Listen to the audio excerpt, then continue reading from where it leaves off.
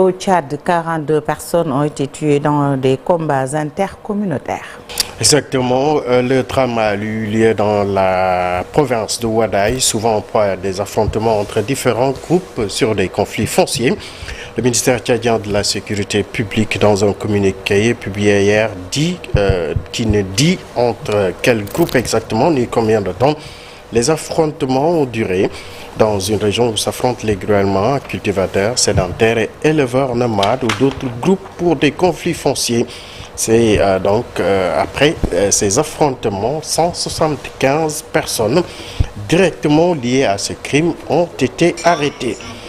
En Haïti, un chef de gang tué alors que le conseil de transition touche à sa fin. Des attaques ont éclaté hier à Port-au-Prince, la capitale haïtienne, alors que les groupes politiques semblaient se rapprocher de la finalisation d'un conseil de transition. Une opération de police a tué le chef du gang d'Elmas 95, Ernest Dulmé, dit T-Grec, un jour après qu'un autre chef de gang ait été tué dans une apparente résurgence d'un mouvement de justice. D'autodéfense ont confirmé la police et les sources locales. France, décès de Frédéric Mitterrand, ancien ministre de la Culture à la mauvaise vie, entre guillemets. L'ancien ministre français est décédé hier à l'âge de 76 ans après une lutte de plusieurs mois contre un cancer agressif, a annoncé sa famille. Neveu de l'ancien président François Mitterrand et ministre sous Nicolas Sarkozy, cette personnalité inclassable, grand cinéphile, avait indiqué en avril 2023 être malade sans en dire davantage.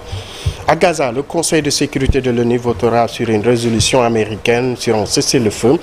Les États-Unis soumettront donc aujourd'hui au vote du Conseil leur projet de résolution insistant sur la nécessité d'un cessez-le-feu à Gaza, a annoncé le porte-parole de l'ambassade américaine à l'ONU. Les États-Unis travaillent depuis sérieusement avec des membres du Conseil sur une révolution qui va soutenir sans équivoque les efforts diplomatiques visant à obtenir un cessez-le-feu. Et pour terminer, Fatih, une note de musique. MC Solar, de retour après 7 ans d'absence avec un album en 3 parties. 7 ans après Géopoétique, le rapport aux 5 victoires de la musique et aux plus de 5 millions d'albums sort aujourd'hui. A sorti un nouvel album, Lueur Céleste, la première partie d'un projet de 3 volets élaboré au fil d'une tournée qui le fait voyager cette année à travers la France. Sokhna Fatih, un grand monsieur du mouvement hip-hop.